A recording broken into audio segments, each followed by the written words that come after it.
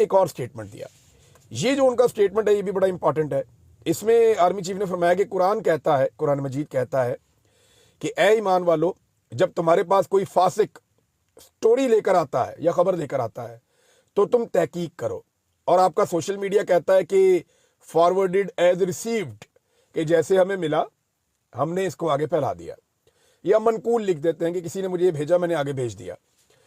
तो तहकीक करने की जरूरत नहीं है, बस इसे आगे चलाओ, ये आर्मी चीफ ने कहा। देखिए, अगर तहकीक मीडिया करना शुरू कर दे तो एक बात तो मैं बड़े क्लैरिटी के साथ कह देता हूं, क्योंकि मैं मीडिया का हिस्सा रहा हूं बड़े लंबे अरसे तक, और जितने लोग पाकिस्तान की मीडिया में काम करते हैं वो सारे इस बात की गवाही देंगे कि अगर मीडिया तहकीक शुरू कर दे खबरों के ऊपर, तो जो अस्करी ज़राए या सिक्योरिटी ज़राए से जो खबरें आती है ना, उनमें से 80-90% खबरें मीडिया पे लगना ही बंद हो जाएं, क्योंकि वो बगैर तहकीक के होती हैं।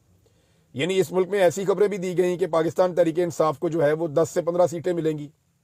ये कहाँ की तहकीक थी? यहाँ पे ऐसी खबरें भी दी गई कि इमरान खान साहब की मकबूलियत 7% है, 7%। ये कहाँ की तहकीक थी?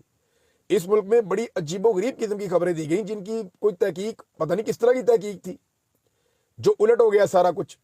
और रोजाना की बुनियाद पे कि इमरान खान जनाब उसके ऊपर क्रॉस लग चुका है और उसकी सियासत खत्म हो चुकी है। ये तहकीक कहाँ पे हुई थी जो खबरें दी जा रही हैं? फैसल वाडा रोजाना की बुनियाद पर आकर जिन ख्वाहिशात को खबर बनाते हैं, और ख्वाहिशात भी फैसल वाडा की तो नहीं है, वो तो मजबूर हैं, लेकिन जिनकी ख्वाहिशात को वो रोजाना आकर खबर बनाते हैं, उस खबर की तस्दीक कहाँ से होती है? रोजाना बहुत सारे टाउट्स मुख्तलिफ टीवी चैनल पर बैठ के जो अजीबो गरीब किस्म की बातें सुनाते हैं, उनकी तहकीक कहाँ पे होती है? आज मैं आपके सामने बैठा हूं, तहकीक करने की तो सजा भुगत रहा हूं। जब हमने नवाज शरीफ के केसेस देखे और उनको स्टडी किया तो तब भी हमने तहकीक की थी। हमने देखा कि अल अजीजिया के अंदर क्या हुआ, हुदैबिया के अंदर क्या हुआ, एवन फील्ड अपार्टमेंट्स में क्या हुआ, जाली जो अकाउंट्स वाला केस है जिसमें चपड़ासियों के अकाउंटों के अंदर अरबों रुपए पड़े हुए थे। जब हमने इनकी तहकीक की, जब हमने तहकीक की फेक अकाउंट्स वाले स्कैंडल की जो जरदारी साहब के साथ जाके जुड़ता है, तो तहकीक हो गई ना, तस्दीक हो गई। तहकीक के बाद तस्दीक हो गई और हमने वो काम किया।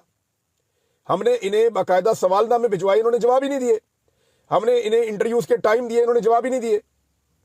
लिहाजा हमने अपनी तस्दीक और तहकीक करके ये खबरें दी थी। अब जब इमरान खान साहब की खबरें हमारे सामने आई, क्या आया जी? साइफर। तहकीक की कख नहीं निकला उसके अंदर से, अदालत ने उठा के बाहर फेंक दिया। जो एस्टेब्लिशमेंट के फेवरेट जजेस हैं उन्होंने उठा के बाहर फेंक दिया। साइफर वाला केस जनाब दिया गया इद्दत का केस। अब उसकी क्या तहकीक करें और उसकी क्या तस्दीक करें?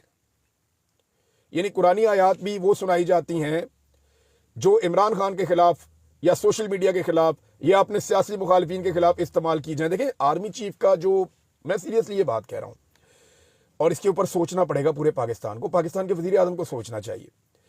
आर्मी चीफ का एक ऐसा होता है कि वो एक सरकारी होता है ना, उन्हें गैर